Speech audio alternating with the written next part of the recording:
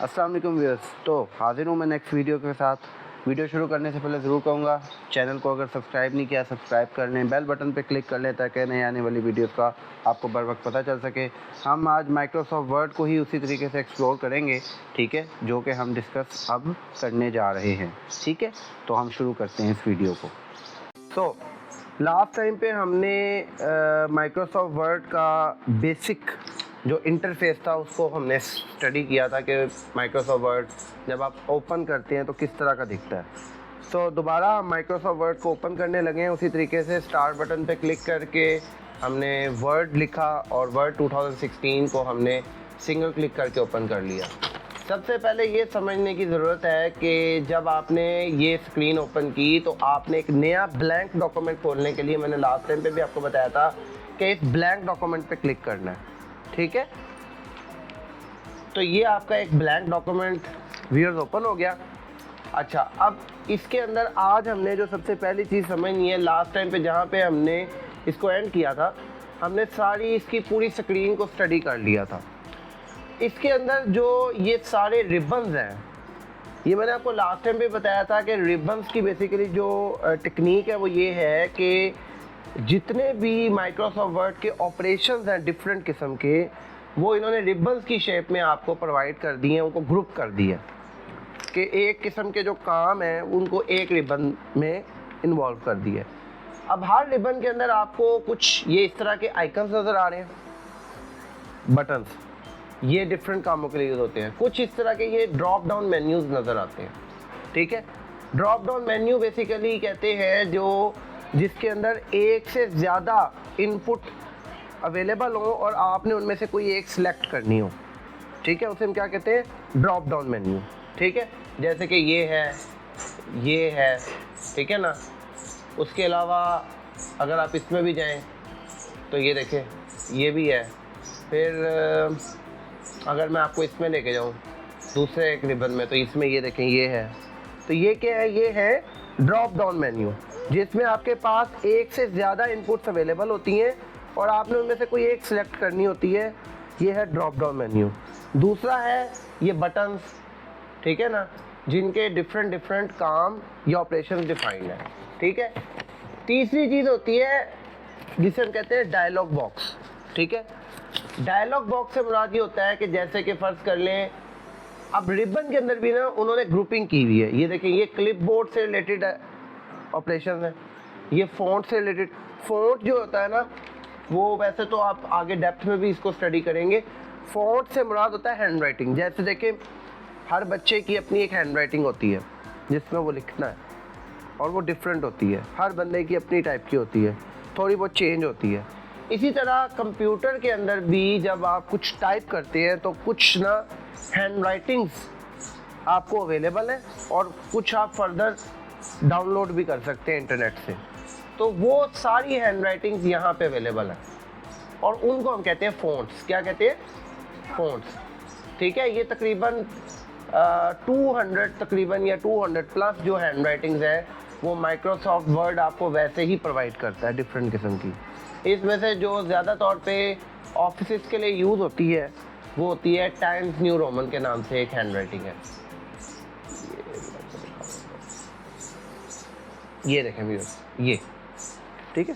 तो इसमें आप लिखेंगे, अब ये देखिए, ये हैंड राइटिंग कुछ है, और अगर मैं इसको सिलेक्ट करके इसकी हैंड राइटिंग चेंज करता हूँ, ये देखें, वो नीचे देखें, ठीक है। तो ये हैंड राइटिंग आपकी डिफरेंट किस्म की अवेलेबल है। कोई ज्वाइनिंग वाली है, कोई सिंपल है, कोई थोड़ी डार्क है, कोई इस तरह। ज़्यादा तौर पे आपकी जो हैंड राइटिंग है वो दो किस्म की पाई जाती हैं। एक होती है sans serif, SANSSERIF, sans serif, और एक होती है खाली सेरिफ, SERIF। सैंस सेरिफ ज़्यादा तौर पे उस हैंड राइटिंग को कहते हैं जो कि ज्वाइनिंग ना हो, बिल्कुल सिंपल सादा, जैसे टाइम्स न्यू रोमन है। ये वो फ़ॉन्ट्स होते हैं जिनमें ज्वाइनिंग और मतलब उल्टा सुल्टा करके नहीं लिखा होता। सेरिफ फ़ॉन्ट्स वो होते हैं जिनमें थोड़ी बहुत ज्वाइनिंग और थोड़ी ड्राइंग टाइप, मतलब वो जो आप करते हैं ना, लाइक ए ऐसे उल्टा करके लिख देना। जैसे ये मैं आपको एक एग्जांपल देता हूँ, इसमें एक सेरिफ हैंड राइटिंग मैंने यूज़ की हुई है। इसका क्या नाम था, आई थिंक सो, एक मिनट में मैं आपको दिखाता हूँ।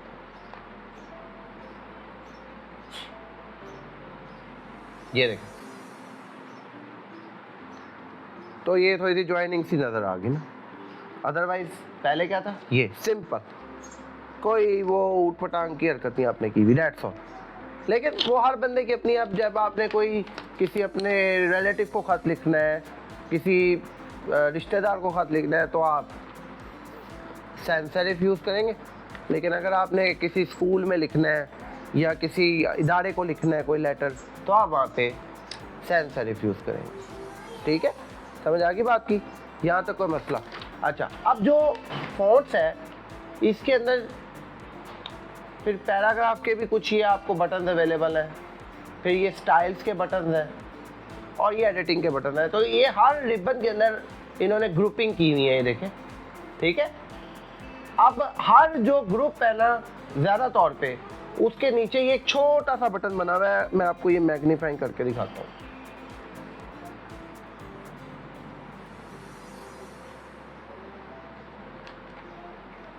ये नज़र आ रहा है, थोड़ा और जूम इन करते हैं हम। ये एक बॉक्स टाइप का बना हुआ है लेफ्ट को, और ये एक एरो बना हुआ है। ये होता है डायलॉग बॉक्स लॉन्चर बटन। इससे डायलॉग बॉक्स लॉन्च हो जाता है बेसिकली। इसे क्या कहते हैं, डायलॉग बॉक्स लॉन्चर बटन। इस पे जब आप क्लिक करते हैं ना, जैसे भी मैं अब मैग्नीफाइंग ऑफ करता हूँ,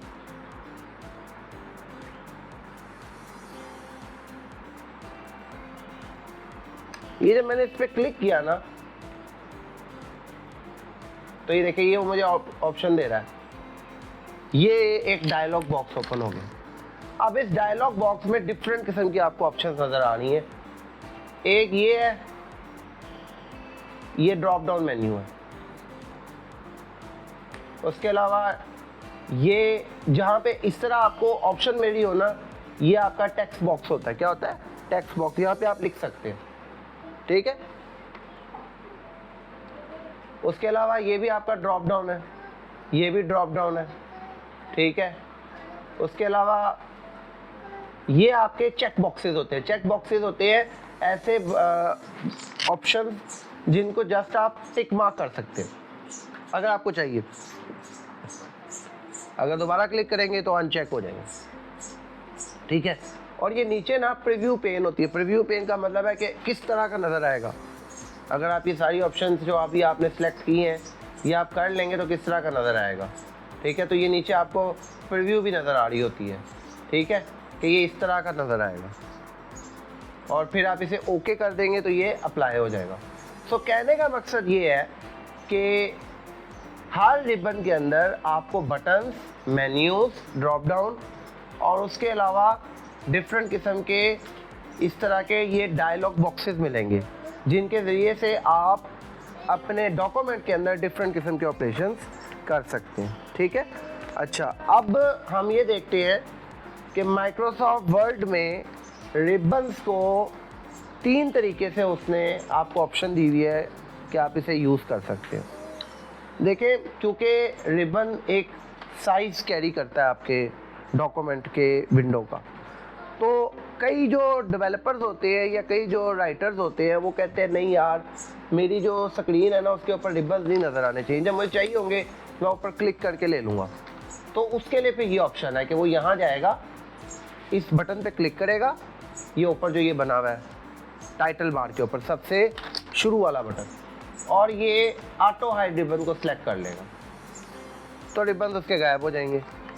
वो लिखे, और जब उसे रिबन चाहिए होगा वो यहाँ पे इधर आएगा, माउस रखेगा 1 मिनट के लिए, ये ब्लू स्क्रीन है, इस पर क्लिक करेगा, रिबन अवेलेबल हो जाएंगे। ठीक है, ये पहला ऑप्शन है।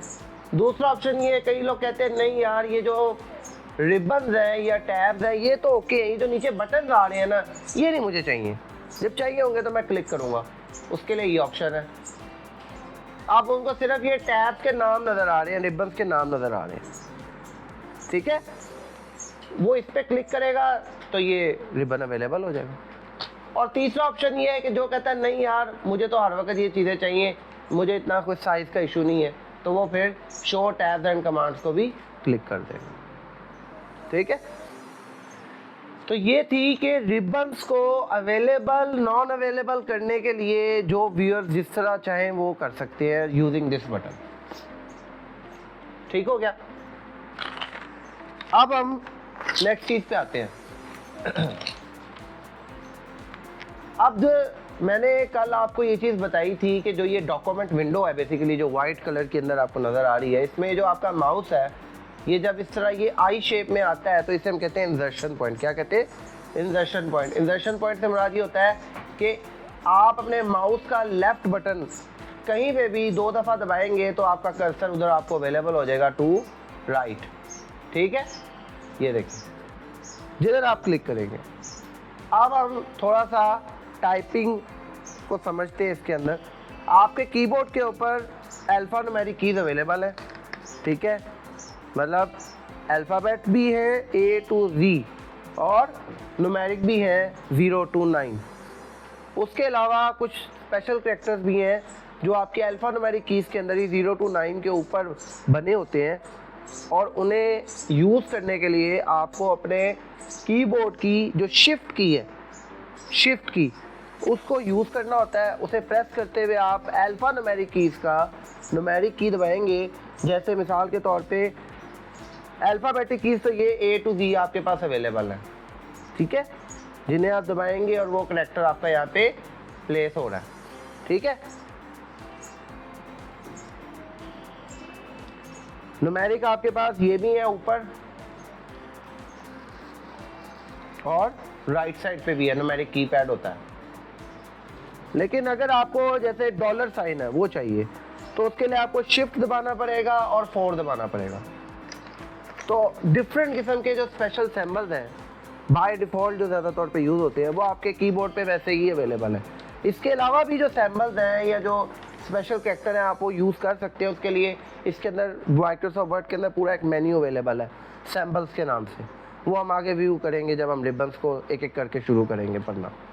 तो बहरहाल कुछ जो स्पेशल कैरेक्टर्स है तकरीबन आप समझ लें 11 से बल्कि 11 भी नहीं, तकरीबन 15 से 16 स्पेशल कैरेक्टर तो इस तरह अवेलेबल हैं आपको। फिर इसके अलावा कुछ स्पेशल कैरेक्टर आपको अल्फ़ा न्यूमेरिक कीज़ के अंदर ही अवेलेबल है राइट साइड पे। जब आपका ये अल्फ़ाबेटिक कीज़ ख़त्म होती हैं तो राइट साइड पे आपको ब्रैकेट्स के अवेलेबल हैं 2-4 सिंबल्स, फिर कॉलन, सेमी कॉलन, ठीक है, और उसके अलावा ये अपॉस्ट्रफी, सिंगल इन्वर्टेड कोमा और हैश और एक्सक्लेमेशन पॉइंट और उसके अलावा question mark, slash, back slash, multiplication, static symbol. ठीक है ना, ये सारे आपको यहाँ पे अवेलेबल हैं कीबोर्ड के ऊपर। तो ये राउंड अबाउट कोई मिला के 25 से 30 आपको सिंबल्स जो ज़्यादा तौर पे यूज़ होते हैं other than your alphabets, numbers, ये अवेलेबल हैं। इन्हें आप अपने डॉक्यूमेंट में जिधर ऐड ऑन करना चाहें, जस्ट आपने अपना कर्सर वहाँ पे पहुँचाना है। पहले क्या करना है? कर्सर वहाँ पे पहुँचाना है। अच्छा, अब आप लिख रहे हैं, आपने एक लाइन पे लिख रहे हैं, आपने अचानक सोचा कि मैं अगली लाइन पे चला जाऊँ, अभी लाइन मेरी ख़त्म नहीं हुई। उसके लिए आपके कीबोर्ड की एंटर की प्रेस होती है। क्या प्रेस होती है? एंटर की। ठीक है, एंटर की प्रेस करेंगे, आपका कर्सर खुद ब खुद अगली लाइन पे आ जाएगा। ठीक है, to the start of the next line. ठीक है, अब आप यहाँ लिखें, अब आपने फिर अगली लाइन पे जाना है। ठीक है, ये आपका एक पैराग्राफ अभी लिखा जा रहा है। क्या लिखा जा रहा है? एक पैराग्राफ। अब आपने ये पैराग्राफ एंड करना है तो आप अब 2 दफ़ा एंटर दबाएंगे। कितनी दफ़ा? 1, 2। अब ये दूसरा पैराग्राफ है। तो कहने का मकसद ये है कि एक लाइन में दूसरी लाइन में फ़र्क एक लाइन की स्पेस का होगा यूजिंग सिंगल एंटर की। सिमिलरली एक पैराग्राफ से दूसरे पैराग्राफ में जो फ़र्क होगा वो 2 लाइंस का होगा, 2 एंटर स्पेसेस, या यूँ कह लें एक ब्लैक लाइन की स्पेस होगी between 1 paragraph and 2nd paragraph. एक पैराग्राफ जहाँ एंड हो रहा है उसके बाद एक ब्लैंक लाइन आएगी तो फिर 2nd पैराग्राफ आपका शुरू हो जाएगा। ठीक है, अक्सर आपको आ सकता है कि how we can differentiate between a line and a paragraph. तो आप कहेंगे कि लाइन के लिए we just need to press 1 enter key and for a paragraph we need to enter 2 enter keys. 2 enter की दबाएंगे तो एक पैराग्राफ स्टार्ट हो जाएगा, एक एंटर दबाएंगे तो एक न्यू लाइन स्टार्ट हो जाएगी, ठीक है। अच्छा, अब इसके बाद आपको एक ऑप्शन तो ये मिलती है कि आप अगर अपने माउस का लेफ्ट बटन दबाते हैं तो आपको ये इंसर्शन पॉइंट दे रहा है, ऐसे ही है ना, ठीक है। ये देखें, अब जो आपके माउस का दूसरा बटन है, राइट बटन, उसका एक स्पेशल काम दिया गया है डॉक्यूमेंट विंडो के अंदर, ठीक है, या माइक्रोसॉफ्ट वर्ड में कहीं पे भी। बेसिकली अगर आप राइट बटन कहीं पे भी दबाते हैं तो आपको एक शॉर्टकट मेन्यू मिलेगा। शॉर्टकट मेन्यू से मुराद ये है वो काम जो माइक्रोसॉफ्ट वर्ड में आप बहुत ज़्यादा करते हैं उस जगह पे, ठीक है, वो सारे काम आपको इस मेन्यू में अवेलेबल होंगे। इसे कहते हैं शॉर्टकट मेन्यू। किस तरह ऑन होता है, आप अपने डॉक्यूमेंट विंडो में किसी भी जगह पे जाके जस्ट राइट बटन दबाएं। माउस का कौन सा बटन दबाना है, राइट। तो ये बेसिकली आपको एक मेन्यू अवेलेबल हो जाएगा, इसे हम कहते हैं शॉर्टकट मेन्यू। कि ये देखें, असल में ये वही कमांड है। ये देखो, ये कट और कॉपी कहाँ पड़ी हुई है, ये होम रिबन में। इस तरह ये पेस्ट है, ये भी इधर ही पड़ी हुई है। फॉन्ट, ये पूरा डायलॉग बॉक्स, ये जो अभी हमने लॉन्च किया था, इधर पर है।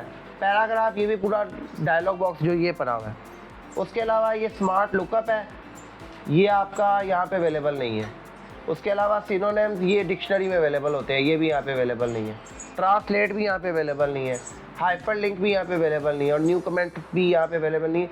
कमेंट तो होता ही यहाँ पे व्यू में या रिव्यू में। तो कहने का मकसद ये है कि ये वो कमांड्स हैं जो ज़्यादा तौर पे आप यूज़ करते हैं। उसके अलावा ये मेन्यूज़ भी हैं, जो आपको यहाँ पे अवेलेबल है, ठीक है। तो ये क्या है, शॉर्टकट मेन्यू, ठीक हो गया। अच्छा, अब लास्ट टाइम पे हमने एक चीज़ जो समझी थी वो थी क्विक एक्सेस टूल बार। मैंने आपको लास्ट टाइम पे जब विंडो समझा रहा था, तो मैं ज़रा मैग्नीफाइंग करके दोबारा दिखाता हूँ। मैंने आपको बताया था ये जो ऊपर बटन लेफ्ट पे टाइटल बार के बने हुए हैं, ये क्या है, क्विक एक्सेस टूल बार। इसका मकसद क्या है कि वो बटन्स या वो कमांड्स जिनकी आपको बहुत ज़्यादा ज़रूरत पड़ती है, आप उन्हें अपने रिबन से यहाँ पे ले आए, ठीक है। और वो यहाँ पे, क्योंकि यहाँ पे साइज़ कम होता है, वो फिर जो आप नया ऐड ऑन करेंगे वो इस बटन पे क्लिक करेंगे तो वो ये ऐसे अवेलेबल हो जाएंगे आपको, ठीक है। अब ये कुछ अवेलेबल है। अगर फ़र्ज़ कर ले मैं एक काम करता हूँ, मैं कहता हूँ यार ये जो न्यू कमेंट है ना, ये वाला जो बटन है ना, ये मुझे क्विक एक्सेस में चाहिए, तो कैसे लाऊंगा। अब ज़रा समझिएगा, मैं इस बटन के ऊपर अपने माउस का राइट बटन दबाऊंगा। जब मैं राइट बटन दबाऊंगा तो ये एक मेन्यू डेवलप हो गया, शॉर्टकट मेन्यू, वही चीज़। इसमें ये देखिए क्या आ रहा है, add to quick access toolbar. जब मैं इस पर क्लिक करूंगा, ये देखिए ये अवेलेबल हो गया, पहले था। तो ये बेसिकली इस तरीके से आपका यहाँ पे अवेलेबल हो सकता है। अगर आपको अब नहीं चाहिए, राइट क्लिक करें, remove from quick access toolbar, ठीक है। So addition to quick access toolbar and removal from quick access toolbar, the purpose is to use your very usable commands in your own view. आपने जो बहुत ज़्यादा commands या जो बहुत ज़्यादा ऑपरेशंस इस्तेमाल करने हैं, जैसे आप कहते हैं कि यार ये जो वर्ड काउंट है ना, ये एक ऑपरेशन है, मुझे चाहिए ही चाहिए, मुझे हर वक्त ज़रूरत पड़ती रहती है, तो मैं क्या हर वक्त इस रिबन में आऊँ फिर क्लिक करूँ, तो मैं क्या कर रहा हूँ, मैं से राइट क्लिक करके add to quick access toolbar कर रहा हूँ। अब होगा ये कि मुझे अपने डॉक्यूमेंट में जब भी कभी इसकी ज़रूरत होगी तो मैं जस्ट इस पर क्लिक करूँगा, डेट्स ऑल। तो असल में फ़ायदा इसका ये है उधर क्विक एक्सेस टूल बार में रखने का, ठीक है। यहाँ तक कोई प्रॉब्लम। अच्छा, अब टाइपिंग मैंने आपको थोड़ी सी समझाई है, ठीक है। नंबर्स किस तरह इंसर्ट होते हैं, अल्फ़ाबेट्स किस तरह, स्पेशल कैरेक्टर कैसे, वो आपके कीज़ के ऊपर है। आप जौन सी की दबाएंगे वो आपके जिधर कर्सर होगा वहाँ पे इंसर्ट हो जाएगी। मैंने कल आपको ये चीज़ डिटेल में बताई थी कि ये जो ब्लिंकिंग एक सिंपल सी चीज़ हो रही है, ये बेसिकली आपका क्या है, कर्सर। कर्सर इज बेसिकली कि जहाँ पे अगर आप इस वक्त कुछ भी प्लेस करते हैं, कोई भी बटन दबाते हैं, डाटा प्लेस हो जाएगा। इसे हम क्या कहते हैं, कर्सर। और इस कर्सर की मूवमेंट के लिए आपके पास आपके कीबोर्ड के ऊपर कर्सर कंट्रोल कीज़ के नाम से 4 कीज़ अवेलेबल हैं। Up arrow, bottom arrow, left arrow, right arrow. इसी तरह आप अपने माउस के इस इंसर्शन पॉइंट के थ्रू भी इसको कंट्रोल कर सकते हैं कि माउस का इंसर्शन पॉइंट कहीं पे भी लेके जाए, अपने माउस का लेफ्ट बटन 2 दफ़ा दबाएं, आपका कर्सर वहाँ पे आ जाएगा। अब आप जो भी लिखेंगे वो यहाँ प्लेस हो रहा है। ठीक हो गया। अच्छा, अब हम आते हैं कि फर्ज कर लें हमने इस डॉक्यूमेंट के अंदर कुछ लिखा,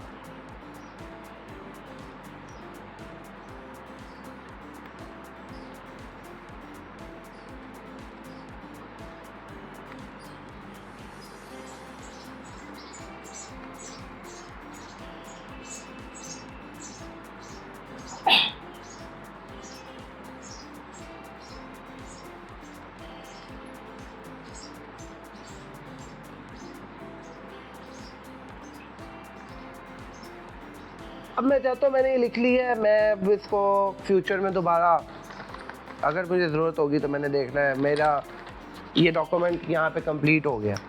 अब मैं इसे क्या कहूँगा कि मैं इसे अब सेव करूँगा। क्या करूँगा, सेव। अगर मुझे इसे फ्यूचर में दोबारा यूज़ करना है तो उसके लिए माइक्रोसॉफ्ट वर्ड आपको ऑप्शन देता है सेविंग की, सेविंग ऑफ अ डॉक्यूमेंट। अब सेविंग करने के लिए आपकी ये जो फाइल है, इसके ऊपर जब आप रिबन पे क्लिक करते हैं तो ये बैक स्टेज मेन्यू पूरा अवेलेबल है आपके पास। ठीक है, इसके अंदर ये कुछ ऑपरेशंस लेफ्ट साइड पे अवेलेबल है और कुछ ऑपरेशंस ये राइट साइड पे अवेलेबल है। ठीक है, इसको मैं मैग्नीफाइंग करके दिखाता हूँ आपको। ये कुछ बटन इस तरह अवेलेबल है और ये कुछ बटन ऐसे अवेलेबल है। ठीक है, ये हर बटन का अपना काम है। ठीक है, जिस तरह आप करते जाएंगे आपको पता चलता जाएगा। इसमें अभी जिस बटन के साथ हमारा काम है वो ये है, सेव और सेव एज। जब भी आप अपने डॉक्यूमेंट को पहली दफ़ा सेव करना चाहेंगे, आप सेव या सेव एज दोनों में से कोई भी एक बटन दबा दें, काम एक ही होगा। ठीक है, मामला तब चेंज होगा जब आप अपने डॉक्यूमेंट को सेकंड टाइम पे सेव कराना चाहते हैं। ठीक है, तो इसलिए अभी फ़िलहाल हम सेव पे क्लिक करते हैं। ये मैंने सेव पे क्लिक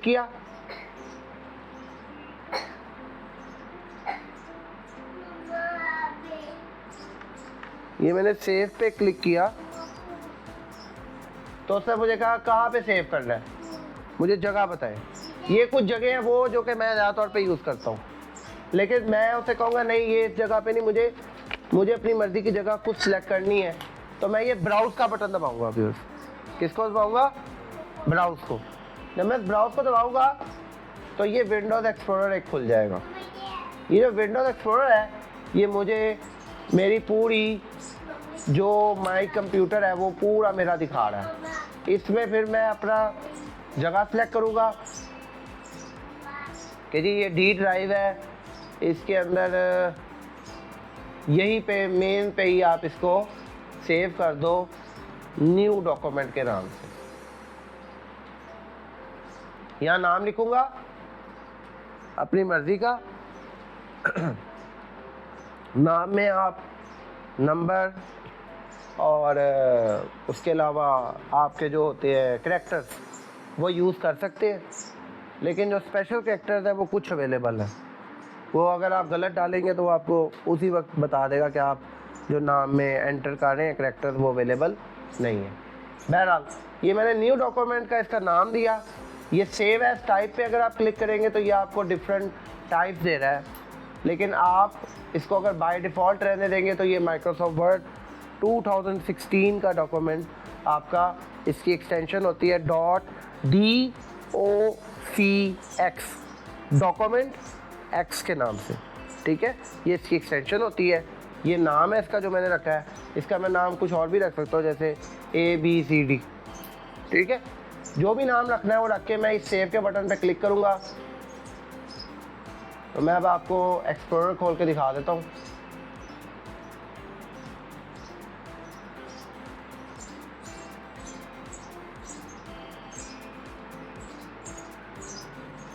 तो ये देखें, ये आपका वो डॉक्यूमेंट अवेलेबल है जो अभी मैंने सेव किया, ठीक है, ABCD के नाम से। अच्छा, अब फर्ज कर ले मैं 2 दिन के बाद या 3 दिन के बाद अब इस डॉक्यूमेंट को, अभी फ़िलहाल मुझे इस डॉक्यूमेंट पर और कोई काम नहीं करना, ठीक है, मैंने अब इसे बंद करना है। तो माइक्रोसॉफ्ट वर्ड को बंद करने का क्या ऑप्शन होता है, मैंने आपको लास्ट टाइम में बताया था। ये टाइटल बार के ऊपर जो एक क्रॉस का बटन है, इसको आप दबाएं। अभी वो कह रहा है सेव करूं या डोंट सेव करूं। आपने सेव पहले ही कर दिया है, इसलिए आप डोंट सेव पे क्लिक करके इसको बंद कर देंगे। ये बंद हो गया, ठीक है। अच्छा, अब आपने ये करना है, कुछ दिन के बाद अब आपको इस डॉक्यूमेंट की दोबारा ज़रूरत पड़ी देखने के लिए, ठीक है। इस डॉक्यूमेंट को आपने दोबारा देखना है। तो अब आपके पास ऑप्शन ये है कि या तो आप उस जगह पर जाए और उसे डबल क्लिक करके ओपन कर दें। अगर मैं माइक्रोसॉफ्ट वर्ड से इसको खोलना चाहता हूँ तो मैं अपना माइक्रोसॉफ्ट वर्ड ओपन करूँगा। ये देखें, इसके लेफ्ट पेन पे देखें, ये ऑप्शन पहले ही अवेलेबल है। ये तब अवेलेबल होगा अगर कुछ दिन पहले मैंने इसे सेव किया होगा, इस पे काम किया होगा।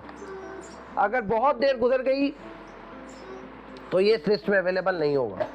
तो पहली ऑप्शन तो ये है कि मैं यहाँ से ओपन कर लूँ सिंगल क्लिक करके। दूसरा ऑप्शन ये देखिए, ये ओपन अदर डॉक्यूमेंट्स की एक ऑप्शन आ रही है, इस पर क्लिक करूँ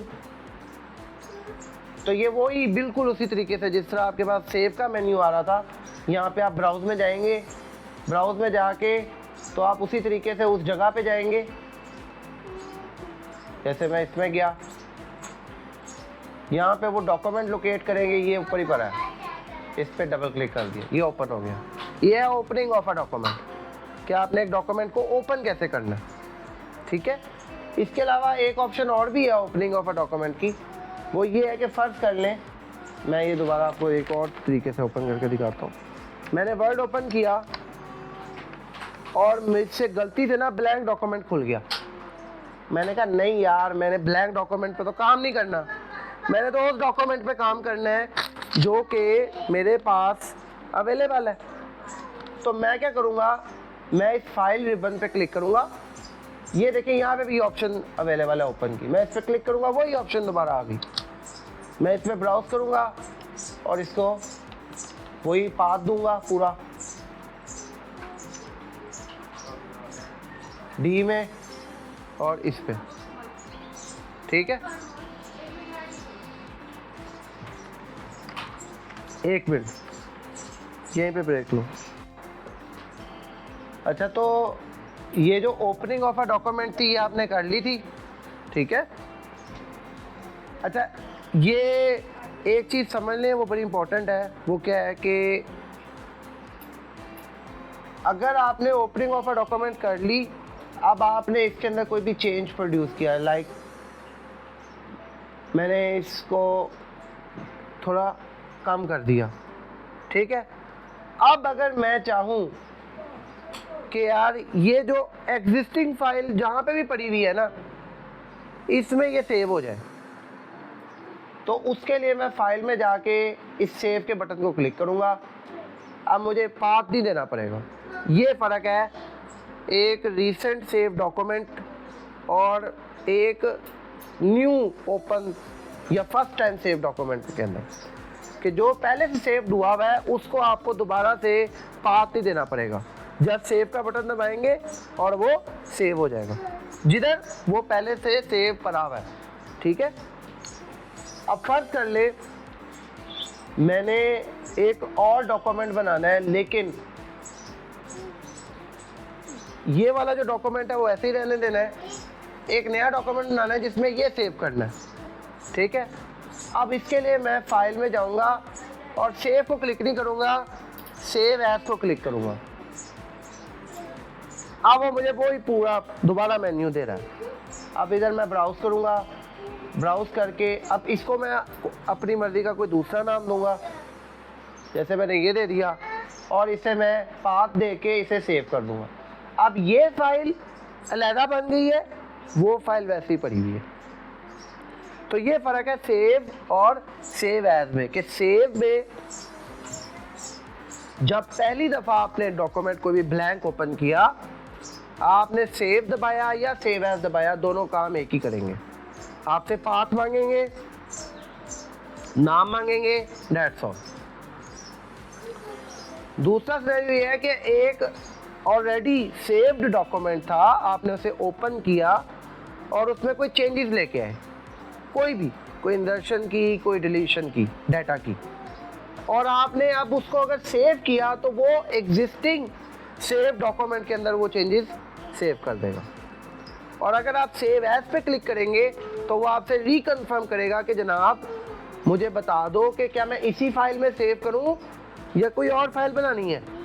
तो वो अब आप पे है कि आप उस फाइल में सेव करना चाहते हैं या किसी न्यू फाइल में। ज़्यादा तौर पे जो सेव है वो तब यूज़ किया जाता है जब आपने चेंजेस उसी फाइल में करनी हो, और सेव एज आप तब करते हैं जब आपने वो चेंजेस जो किए हैं अब वो किसी नई फाइल में करने। इसकी एग्जांपल बड़ी सिंपल सी है।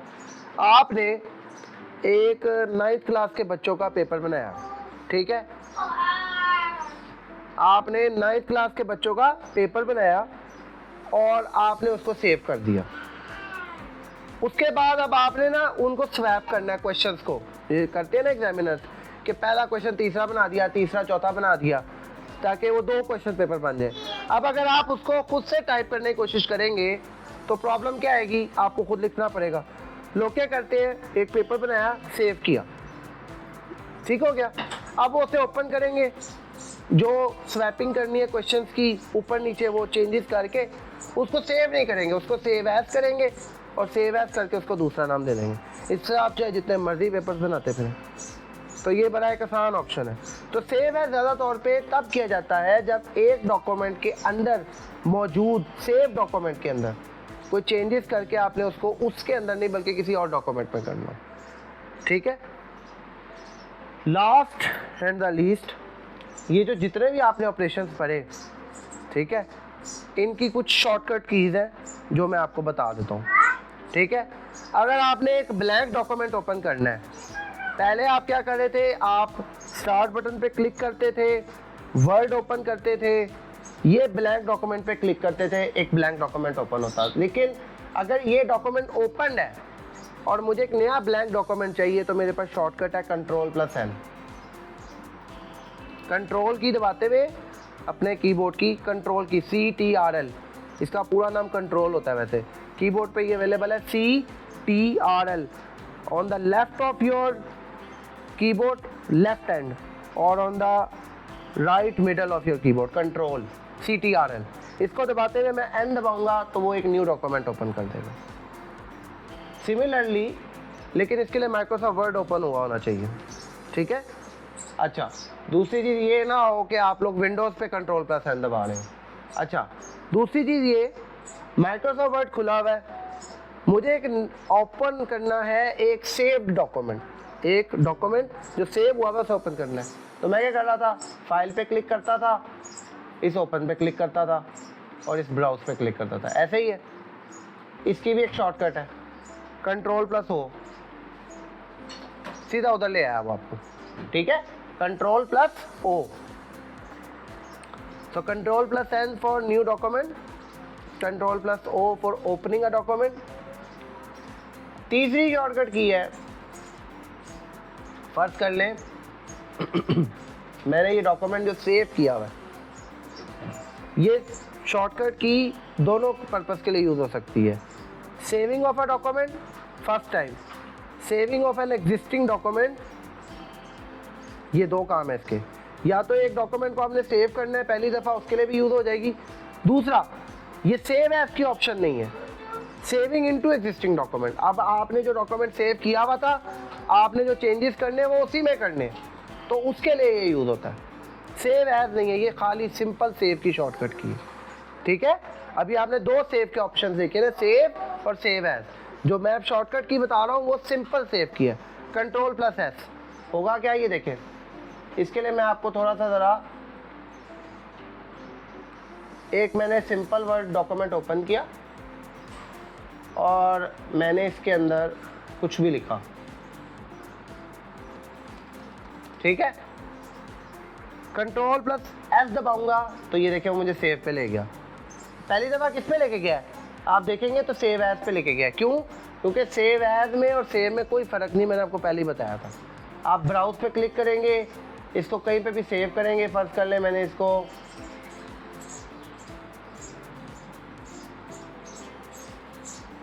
ये सेव किया, इसका मैंने नाम रख दिया 1 2 3, ये देखिए ये सेव हो गया, ठीक है। अब मैंने क्या किया, मैंने ओपनिंग की एक डॉक्यूमेंट की, ये वाले की, ठीक है, और इसके अंदर मैंने कोई चेंजेस प्रोड्यूस किए, ठीक है।